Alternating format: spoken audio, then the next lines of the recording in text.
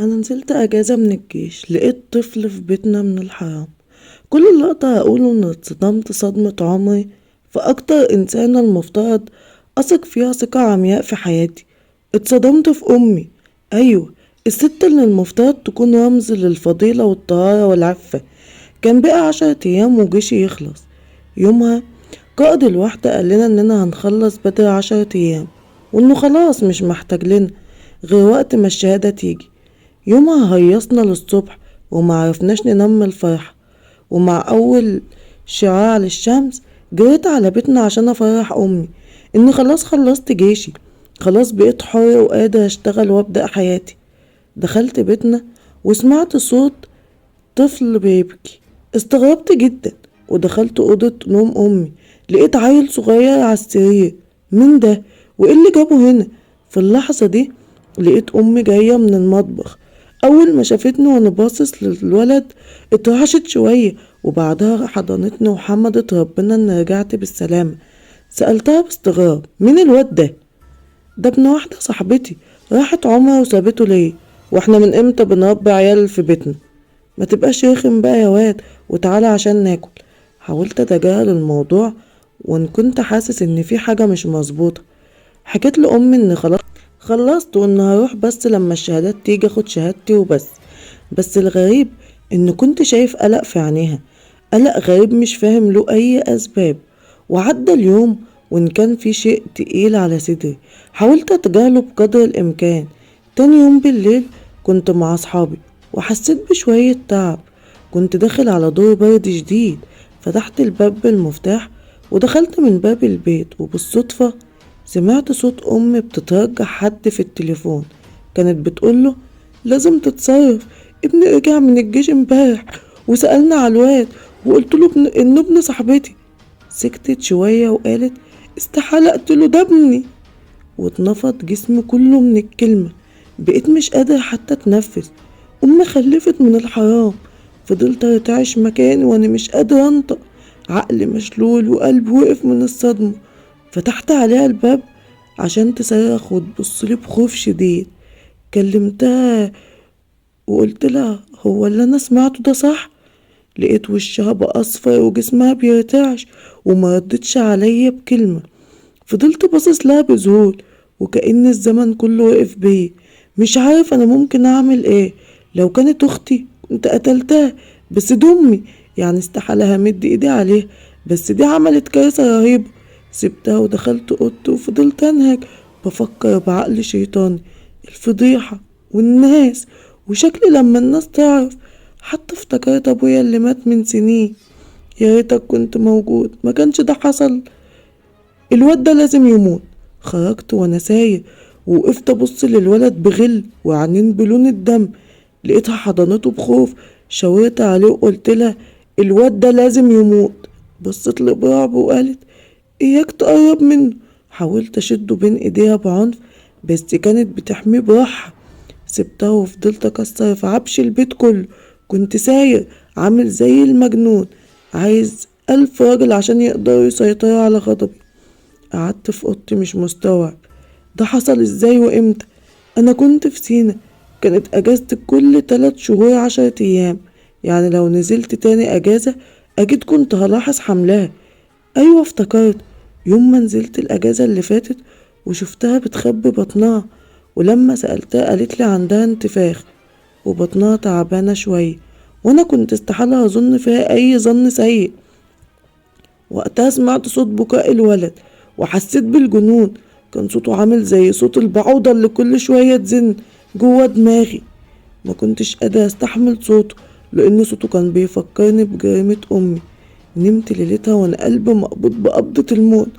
نوم كله كوابيس ومشاهد مخيفة جدا. كنت حاسس ان ملك الموت عمال يشد روحي من جسمي طول الليل. صحيت وخرجت من البيت كله ورحت على الأراضي الزراعية. فضلت قاعد هناك طول اليوم وانا عقلي هيولع من التفكير، وكل تفكيري كان دايما بينتهي بالواد. الواد ده ما ينفعش يكون موجود اطلاقا. هيتكتب باسم مين؟ والناس هتقول عليا انا ايه؟ والشيطان فضل يزن والصورة في ذهني: لازم يموت، لازم. رجعت بيتنا وتلاشيت امي تماما. كنت في مكان وهي في مكان، ما بخرجش للحمام غير لما تنام عشان ما اشوفهاش. عدى يوم والتاني والتالت لحد ما صحيت في يوم على صوت عياط الولد. كان صوته مستمر ومش عايز يقف. خرجت وانا ساير من اوضتي عشان اقول لها خليه يسكت، بس ما لقيتهاش جنبه، وعرفت انها على السطح بتنشر. وبدأ الشيطان يوسوس ليا. كنت شايفه اللي هيفضحني ويدمر حياتي. صوت عياطه كان عمال يزيد ويزيد، وبدأت أحس إن دم بيفور وهو عمال يبكي أكتر وأكتر.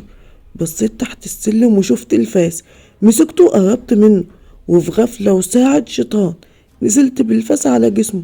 اتنفض مرة واحدة بس ونزل الدم من جسمه. بصيت له بذهول، وبعدها جريت خدت فلوس من شنطة أمي وهربت برا البيت، وجريت على الأرض الزراعية وقعدت هناك بعيد عن العيون. فضلت قاعد برتعش مرعوب ان اللي ممكن يحصل. هي ممكن تسكت وتدفن الواد وخلاص، بس للأسف ده محصلش، لأن بعد كام ساعة بس شفت 2 أمناء شرطة جايين ناحية المكان اللي أنا فيه، واتقبض عليا. وفي النقطة عرفت ان امي صرخت بأعلى صوتها لما شافت جثة الولد. الناس اتلمت وسمعوها بتقول فتحي قتل ابني. طبعا الحكومة جت، وكان في واحد جارنا أرضه في المكان اللي بقعد فيه، بلغ الحكومة انها هبقى هناك، وفعلا خدوني من هناك. ودخلت في دوامة تحقيقات مخيفة لحد ما عرفت ان قلب ام حن عليا، ووكلت محامي للقضية، القضية اللي كان كلها ثغرات. وقدر المحامي يثبت انه مريض نفسي ويجيب لي سنة سجن. ودخلت السجن عشان اقضي سنة صعبة جدا في حياتي. وبعد 6 شهور جالي خبر موت امي، وحقيقي ما عرفتش احزن عليه، هي اللي وصلتنا لكل اللي احنا فيه ده. وخرجت من السجن على البيت عشان اقدر اعيش اللي اتبقى من حياتي، وان كنت عارف ان نظرات الناس وكلامهم هيطاردني بقيت حياتي كلها. ومن الليلة الاولى بدأت اسمع صوت بكاء الشيطان. استحالة يكون بكاء صوت عادي، وكان الصوت جاي من الأوضة اللي قتلته فيها، صوت خشن كأن راجل بالغ هو اللي بيبكي. ليلتها فضلت ارتعش في اوضتي، وقررت ان استحالة ادخل الأوضة.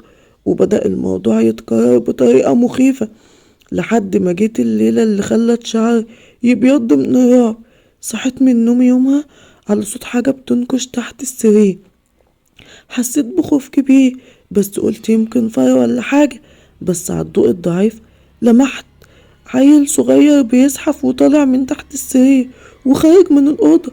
وقتها جسمي مسكه ضعف غريب، كأنه بيتحول لكائن بدون روح. وتحول الموضوع لشيء مرعب لما بقى الولد بيظهر في كل مكان في البيت، وبالأخص بالليل حتى في الحمام. الولد لونه اسود ومتغطي بهدوم بيضة، وبيفضل يزحف بصوت لازج ومخيف جدا لحد ما فقت في ليلة وشفته بيتحرك فوق سريري وبيطلع عليا.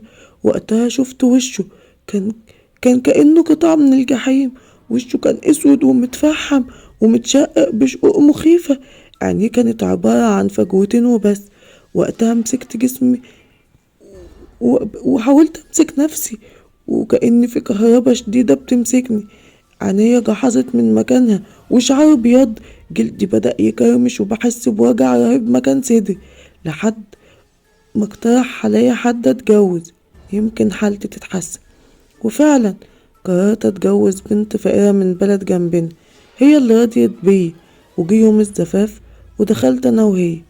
اهل البلد صحيوا على صوت صراخ مرعب من البنت يومها، ولما دخلوا البيت لقوا فتح ميت بسكتة قلبية ووشه ازرق وشكله مرعب، كان كأنه قابل الشيطان نفسه يومها. مراته قالت انه تعب وقال لها هنام لوحدي الليلة، ولما دخلت تطمن عليه لقيته كده. وبعدها مشيت البنت لأهلها واتقفل البيت اللي بقى عليه جدل لحد النهاردة. بعض الشهود بيقولوا ان في قط اسود بشع بيقف قدام البيت بالليل وبيهاجم اللي بيعدي. والبعض بيقول ان في نار غريبة بتمسك في البيت وتتطفى لوحدها كل يوم بالليل، حتى ان البعض اطلق عليه بيت الشيطان. وكانت دي نهاية حكايتنا. ما تنسوش اللايك والشير للفيديو للقناة كلها. كان معكم زيزي، استنوني في فيديو جديد. وحكاية جديدة، وإلى اللقاء.